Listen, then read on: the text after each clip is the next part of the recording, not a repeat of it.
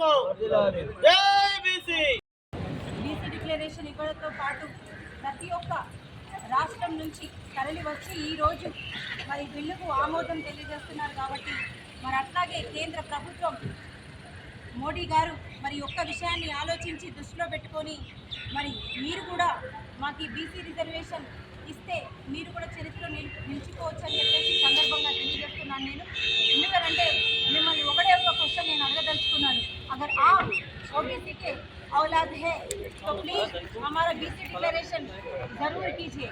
इसके वास्ते आप एक भगवान के नाम पर हो जाओगे और चरित्र में आप खड़े हो जाओगे. प्लीज आई रिक्वेस्ट पूरे तेलंगाना के समाज के वास्ते पे मैं आपको रिक्वेस्ट कर रही हूँ.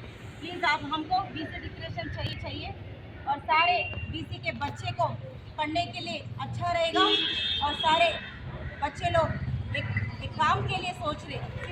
हमारे बीसी डिक्लेरेशन में एक काम भी नहीं है बच्चे लोग को. यहाँ पर पढ़ सकते हैं. इतना मार्क्स होना चाहिए जैसे सारे बच्चे इतना रोज మీరందరూ బీసీలకు చేయాల్సిందే.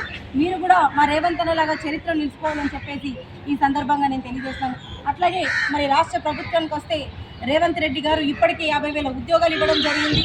అట్లాగే మరి గల్ఫ్ బాధితులకు కూడా గల్ఫ్లో చనిపోయిన వాళ్ళకు కూడా 5 లక్షల ఎక్స్ప్రెషన్స్ ఇవ్వడం జరుగుతుంది. మరి 2,000 పెన్షన్ ఇచ్చిన వాళ్ళనే మరొక దేవుళ్ళ ఒక ఇంట్లో పెద్ద కొడుకులాగా ఆలోచించుకున్న ప్రతి ఒక్క కుటుంబం ఈరోజు మరి ఎవరైతే గల్ఫ్లో చనిపోతున్నారో వాళ్ళందరికీ 5 లక్షలు ఇవ్వడంతో పాటు మరి రేవంత్ రెడ్డి గారు పూజా రూములలో దేవుడి గదిలో ఒక దేవుళ్ళలాగా తొలగించుకొని మరి పూజ చేయడం జరుగుతుంది. దయచేసి రాష్ట్ర ప్రజలు కూడా మోడీ నినాదం చేయడం కాదు. మోడీ అనేది ఒక నినాదం మాత్రమే అవ్వాలి తప్ప ఎవరు కూడా మోడీకి ఓటేయద్దు. ఈ బీసీ డిక్లరేషన్ వచ్చేవరకు ఎంత వెనకాడుతున్నారో మన బీసీలందరూ బీసీ సంఘాలందరూ కొంచెం ఆలోచించాలి. ఒక్కసారి ఆలోచన చేయాలి మీరందరూ.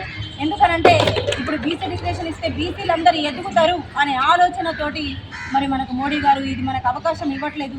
మరి రేవంత్ రెడ్డి గారు ఓసీ అయినా రెడ్డిలు అయినప్పటికైనా కూడా మన కోసం ఒక దళిత బిడ్డలాగా, ఒక బీసీ బిడ్డలాగా, ఒక గౌడ బిడ్డలాగా, ఒక నేతన్న బిడ్డలాగా ఆలోచిస్తూ మన కోసం ముందుకెళ్తున్నారు. కాబట్టి దయచేసి బీసీ బిడ్డలందరూ ఎలక్షన్లు వచ్చేసరికల్లా బీసీల గురించి ఆలోచించండి. మన కాంగ్రెస్ ప్రభుత్వం మన కోసం ఎంత పోరాటం చేస్తుంది.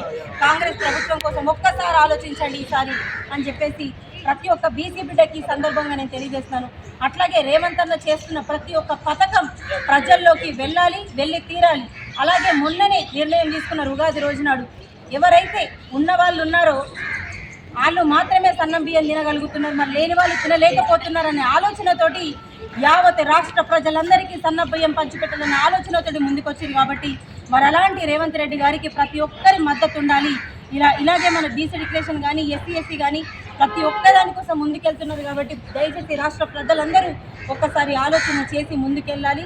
కాంగ్రెస్ ప్రభుత్వంకి చేయూతనివ్వాలని చెప్పేసి ప్రతి ఒక్కరిని సందర్భంగా తెలియజేస్తూ మరి అవకాశం ఇచ్చిన నా సోదరులందరికీ హృదయపూర్వక ధన్యవాదాలు. అట్లాగే మరి బీసీ డిక్లరేషన్ కోసం అన్నగారు వీళ్ళందరూ గత 2 రోజుల నుంచి వెళ్ళి నిరాహార దీక్ష చేయడం జరుగుతుంది. కాబట్టి ఇది కూడా మీరందరూ ఆమరణ నిరాహార దీక్ష చేస్తున్నారు. కాబట్టి దయచేసి మోడీ గారు మీరు ఇప్పటికైనా కరుణించాలి. రాష్ట్ర ప్రజలు ఈరోజు ఇక్కడ మాత్రమే చేస్తున్నారు, రేపు పొద్దున దేశమంతా కదులుతుంది. మరి మీరు అక్కడ దాకా తీసుకురావద్దు. దేశమంతా కదిలి ఢిల్లీలో కూర్చుంటే మీ ఢిల్లీలో ఉన్న గల్లీలు కూడా సరిపోవు. ఒక్కసారి ఆలోచించి మీరు అందరూ ముందుకెళ్లాలని చెప్పేసి మనకి గౌరవనీయులు మోడీ గారిని సందర్భంగా తెలియజేస్తున్నారు. జై